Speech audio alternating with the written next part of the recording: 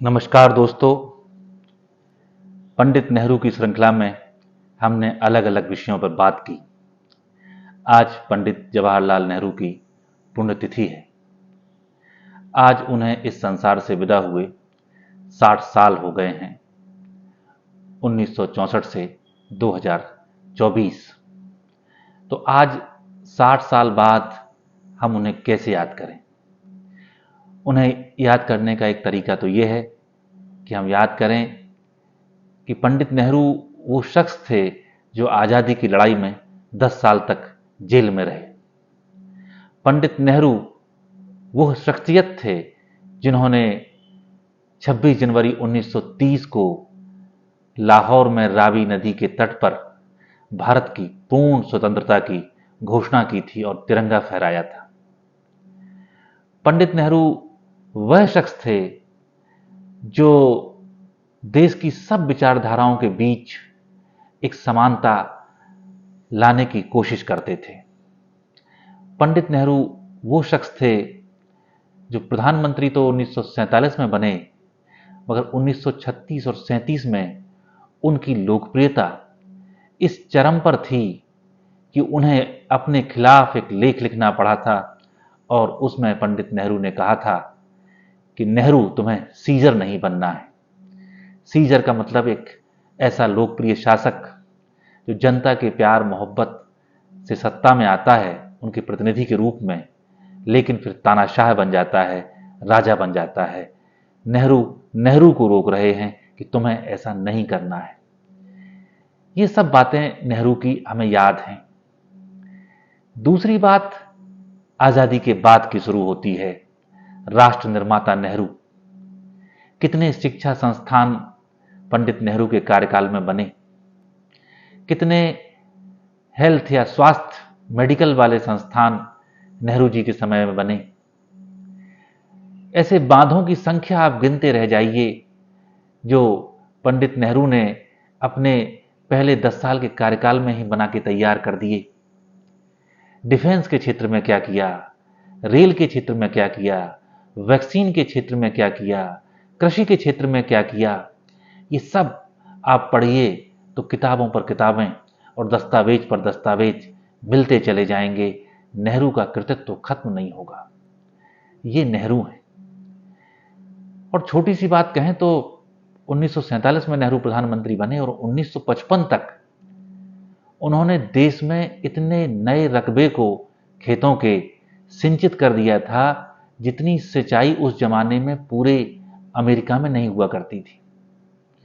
उनके कार्यकाल में भारत की शिक्षा की दर, साक्षरता की दर कई गुना बढ़ गई थी और हमारी जो औसत आयु है वो भी लगभग दुगनी से अधिक हो गई थी। ये कुछ पैरामीटर्स हैं जिनसे हम नेहरू को नाप सकते हैं, लेकिन खुद नेहरू कहते थे कि मुझे इन पैरामीटर्स पर मत नापना। किसी के भी कामयाबी का पैरामीटर सिर्फ ये होना चाहिए कि उसने कितनी आंखों के आंसू पहुंचे और उसके पहुंचने के लिए कितने आंसू बचे।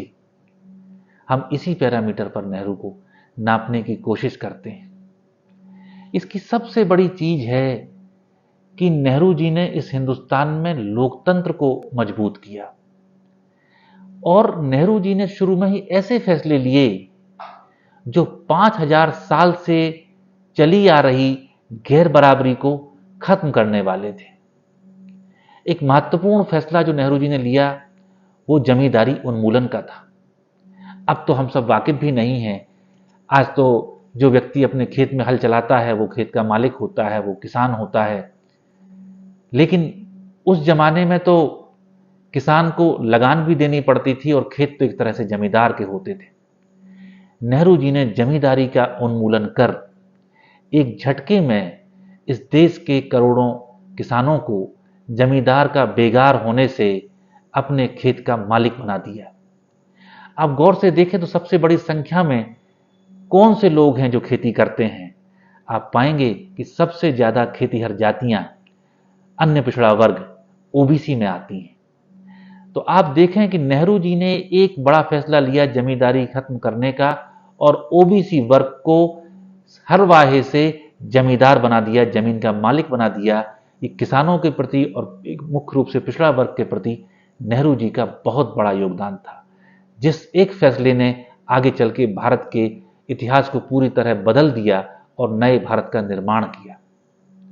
दूसरा महत्वपूर्ण फैसला पंडित नेहरू का यह था कि उन्होंने अनुसूचित जाति और अनुसूचित जनजाति को विधायिका में आरक्षण दिया। कहा जा सकता है कि आरक्षण पहले से थे, लेकिन उस समय सारे आरक्षण पुराने खत्म किए जा रहे थे, क्योंकि वो अल्पसंख्यक के आधार पर होते थे। उन्होंने अल्पसंख्यक का बेस बदला और उसकी जगह सामाजिक और शैक्षणिक को उसका आधार बनाया। इससे पहली बार अनुसूचित जाति का व्यक्ति, अनुसूचित जनजाति का व्यक्ति भारत में निर्द्वंद होकर सांसद, विधायक बन सकता था। और एक नई चीज नेहरू जी के जमाने में जोड़ी गई, वह था सरकारी नौकरी में आरक्षण। अंग्रेजों के समय तक विधायिका में तो आरक्षण था, लेकिन सरकारी नौकरी में आरक्षण नहीं था। नेहरू जी ने सरकारी नौकरी में आरक्षण देकर उन दलित वर्ग को एक इतना बड़ा अधिकार दिया जो कम से कम 2000 साल से इस बात की लड़ाई लड़ रहा था कि हमें मनुष्य तो मानो, आप हमें अस्पृश्य क्यों समझते हो, हमारे लिए अपने मंदिरों के दरवाजे क्यों नहीं खोलते, हमें अपने कुओं से पानी क्यों नहीं पीने देते हो। उस व्यक्ति तबके को जो मनुष्य होने की लड़ाई लड़ रहा था, नेहरू जी ने आगे आकर न सिर्फ अपने समकक्ष माना, भारत का समान नागरिक माना, बल्कि उन्हें प्रशासन में, शासन में, विधायिका में बराबरी का अधिकार दिया।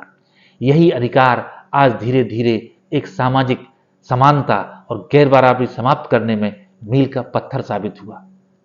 नेहरू जी ने तीसरी चीज ये की कि वो जानते थे कि व्यक्तियों के जो आभा मंडल होता है उसके पास तो चीजें बहुत अच्छी लगती हैं, लेकिन जब वो महान व्यक्ति संसार से चले जाते हैं तो वही बातें बहुत कमजोर हो जाती हैं और ताना बाना बिखर जाता है।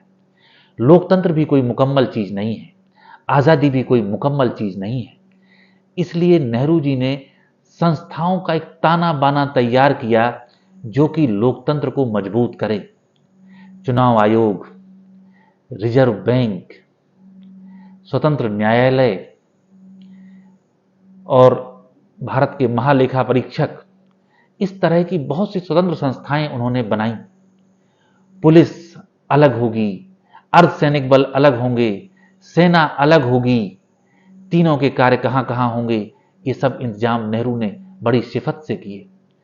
उनके पास असल में अनुभव था कि जिस 20वीं शताब्दी में वो हिंदुस्तान की आज़ादी की लड़ाई लड़ रहे थे, तब उन्होंने देखा था कि जर्मनी में किस तरह से लोकप्रिय सरकार एक तानाशाह में बदल जाती है और राष्ट्रवाद दूसरों पर, दूसरे धर्म पर, दूसरी नस्ल पर कब्जा करने का, उनका दमन करने का औजार बन जाता है। और अलग अलग देशों में फैलने वाला यह कथित राष्ट्रवाद विश्व युद्धों को कैसे जन्म देता है। तो इन चीजों को कोई चीज रोक सकती है तो वो है डिसेंट्रलाइजेशन ऑफ पावर। सत्ता का इतना विकेंद्रीकरण कर दो कि कोई एक अकेला आदमी तानाशाह बन ना सके। इसीलिए भारत के संविधान में सिर्फ लोकसभा नहीं रखी गई, लोकसभा के साथ राज्यसभा भी रखी गई और उनके ऊपर राष्ट्रपति भी रखा गया।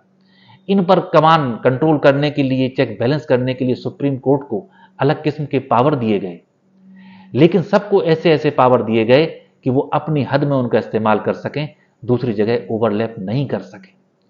नेहरू की संस्थान बनाने की इस नीति का ही परिणाम है कि उनकी मृत्यु के 60 साल बाद जो लोग हिंदुस्तान में तानाशाही लाने की कोशिश पिछले 10 साल से कर रहे हैं, वो तानाशाही ला नहीं पा रहे हैं। वो लोकसभा पे काबिज होते हैं तो राज्यसभा उनके रास्ते में आ जाती है, वो राज्यसभा पर काबिज होते हैं तो उन्हें राष्ट्रपति की चुनौती का सामना करना पड़ता है। वो राष्ट्रपति को अगर कहीं से ओवरटेक करते हैं तो राज्यों में सरकारें पलट जाती हैं। वो राज्यों की सरकारें मैनेज करते हैं तो सुप्रीम कोर्ट उनसे सवाल करने लगता है। वो सुप्रीम कोर्ट से बच बचा के निकलते हैं तो जनता उनसे पूछने लगती है। कभी सीएजी उनके रास्ते में आ जाता है, कभी आरबीआई उनसे सवाल कर लेता है।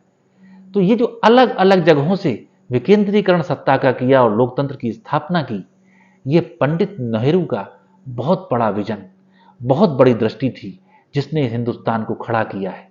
इसीलिए इस बात के लिए उन्हें राष्ट्र निर्माता कहा जाता है। नेहरू जी ने और एक चीज पे बहुत जबरदस्त जोर दिया, वो था साइंटिफिक टेम्परामेंट। जितनी यूनिवर्सिटियां उन्होंने बनाई और जिस स्तर की बनाई, जो संस्थान उन्होंने खोले, उनको सिर्फ इस बात से समझा जा सकता है कि उन्होंने तब जो बना दिया वो आज भी नंबर 1 है। इंजीनियरिंग में IIT आज नंबर 1 है, मेडिकल में एम्स अखिल भारतीय आयुर्विज्ञान संस्थान आज भी नंबर 1 है, इसरो आज भी नंबर 1 है। ये सब चीजें और लोगों ने बनाई, मगर उनसे ऊपर का संस्थान नहीं बना सके, क्योंकि उनसे ऊपर की दृष्टि किसी के अंदर नहीं थी। ये नेहरू की बात है। इन बातों के लिए नेहरू जी को हम याद करते हैं। और आज चूंकि उनकी इस दुनिया से विदाई का दिन है, आज उनकी पुण्यतिथि है, तो एक छोटे से झूठ से भी पर्दाफाश करते चलें। आपने अक्सर व्हाट्सएप पे वो बातें सुनी होंगी कि नेहरू इस बीमारी से या उस बीमारी से पीड़ित हो गए थे और उसमें बहुत मसाला लगा लगा के इस तरह से उनकी मृत्यु हुई। लेकिन सच्चाई ये है कि नेहरू जी अपनी मृत्यु से एक रात पहले ही शिमला चंडीगढ़ से वापस दिल्ली आए थे। रात में उन्होंने अच्छी तरह से भोजन किया, जाके उन्होंने विश्राम किया। सुबह उन्हें हार्ट अटैक आता है और दोपहर में उनकी मृत्यु होती है। वो अपनी मृत्यु से एक दिन पहले तक सामान्य कामकाज कर रहे थे। हाँ, वृद्धावन, उनकी उम्र करीब 74 वर्ष की हो गई थी। तो इस उम्र में जो तकलीफें किसी भी व्यक्ति को हों, और खासकर उस व्यक्ति को जिसके 10 साल तो सिर्फ जेल में कटे हों और जवानी के 30 साल अंग्रेजों से लड़ने में कटे हों, जिसने अपनी माँ को सड़कों पर लाठियां खाते हुए देखा हो, जिसने ये देखा हो कि मेरे पिता आज़ादी की लड़ाई लड़ते हुए शहीद हो गए, जिसने ये देखा हो कि वो खुद जेल में बंद है, उसकी पत्नी जेल में बंद है, उसके बेटी दामाद जेल में बंद हैं, तो जिसका पूरा जीवन कारावास की एक कहानी हो, उसके स्वास्थ्य पर क्या असर नहीं पड़े होंगे, ये हम समझ सकते हैं। तो नेहरू शान से जिए और शान से गए, इसलिए उनके बारे में झूठी भ्रांतियों में पड़ने की जरूरत नहीं है। नेहरू क्या थे, इसके लिए सिर्फ आप अटल बिहारी वाजपेयी का 29 जनवरी 1964 का वह भाषण सुन लीजिए जो उन्होंने संसद में दिया था। उन्होंने पंडित नेहरू की तुलना भगवान राम से की थी। और जो लोग विदेश नीति पर प्रश्न उठाते हैं, वो अटल बिहारी वाजपेयी को सुने। अटल बिहारी वाजपेयी ने कहा था कि 1964 का जब युद्ध चीन ने हमारे ऊपर छिड़ दिया, तब कई लोगों ने कहा कि हमें पाकिस्तान से कोई समझौता कर लेना चाहिए, और समझौता कश्मीर को लेकर कर लेना चाहिए, कहीं ऐसा ना हो कि पाकिस्तान भी युद्ध छेड़ दे। तो नेहरू जी ने कहा कि हम कश्मीर पर किसी तरह से घुटने नहीं टेक सकते। अगर हमें लड़ना पड़ेगा तो हम दोनों मोर्चों पर लड़ने के लिए तैयार हैं।